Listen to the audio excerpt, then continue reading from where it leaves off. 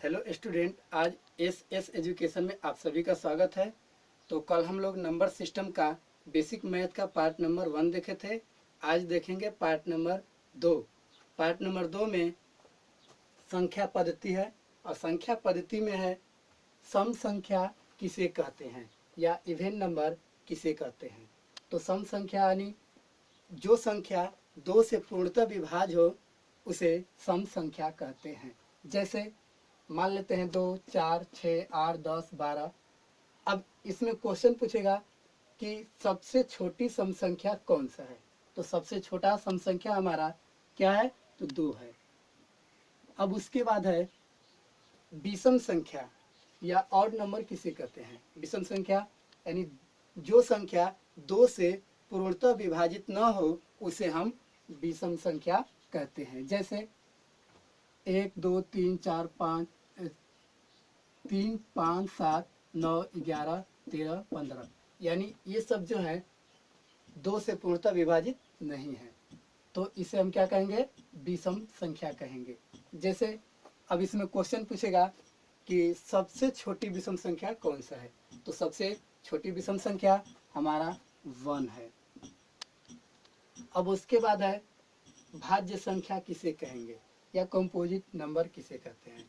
तो भाज्य संख्या वे वैसी संख्या जो एक को छोड़कर अपने आप से न कटे उसे हम भाज्य संख्या या कंपोजिट नंबर कहते हैं। जैसे मान लेते हैं 1 है तो 1 को छोड़ करके और 2 है फिर 3 है, तो ये अपने आप से कटने वाली संख्या है, ये नहीं कि कोई और संख्या से कटेगा। तो ये संख्या क्या है, ये भाज्य संख्या नहीं है। तो हमारा सबसे भाज्य संख्या शुरू होता है छोटा से 4, यानी सबसे छोटी भाज्य संख्या कितना है, तो 4 है।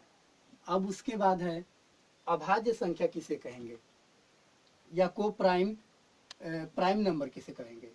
तो प्राइम नंबर वैसी संख्या जो 1 को छोड़कर अपने आप से कटे उसे हम अभाज्य संख्या या प्राइम नंबर कहते हैं। जैसे 2 है, 3, 5, 7, 11, 13, 17। अब देखिए यहाँ पर 1 को छोड़कर बाकी सब किसी संख्या से यह कटने वाला नहीं है। जैसे 2 है तो यह 1 से, और ये 3 है तो यह भी यानी अपने आप कटने वाली संख्या है। तो ये क्या है, हमारा अभाज्य संख्या। तो अभाज्य संख्या पूछेगा कि सबसे छोटी अभाज्य संख्या इसमें से कौन है। तो सबसे छोटी अभाज्य संख्या हमारा 2 है। सबसे छोटी अभाज्य संख्या 2 है।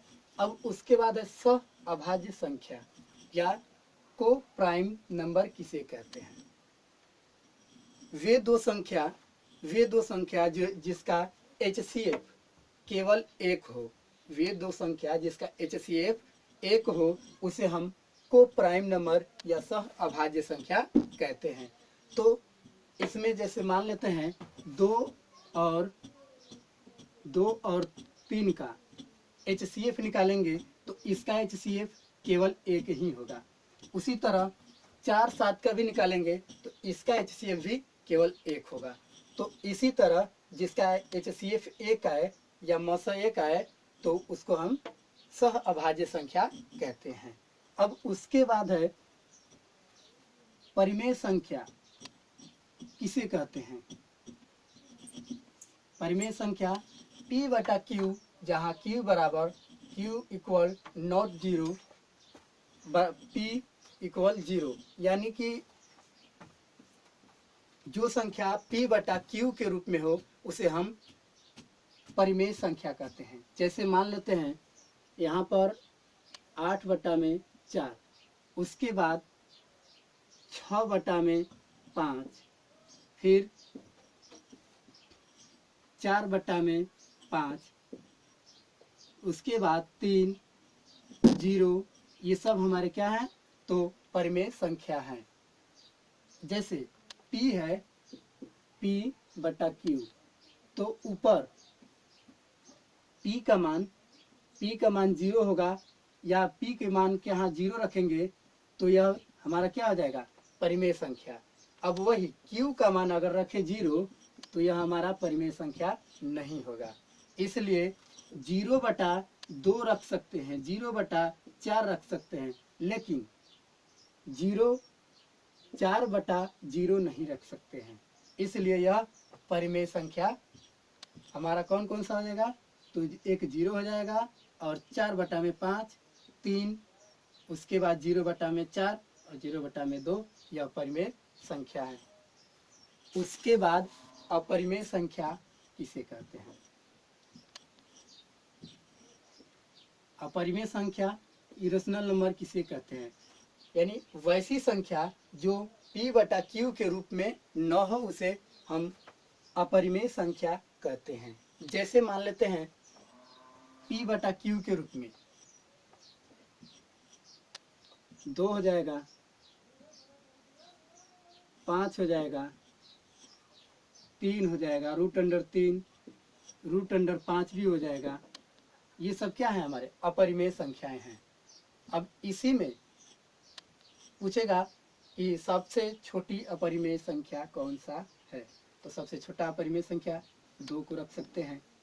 अब उसके बाद है वास्तविक संख्या या रियल नंबर किसे कहते हैं?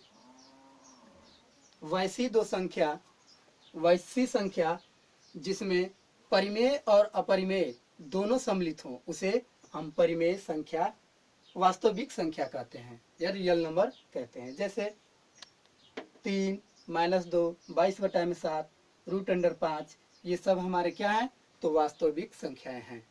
तो आज हम लोग यहीं तक हमारा ये समाप्त हुआ। अब कल से अगला देखा जाएगा। उसके बाद इस वीडियो के लिंक में आप सभी लोग को मिल जाएगा, इस वीडियो के लिंक में।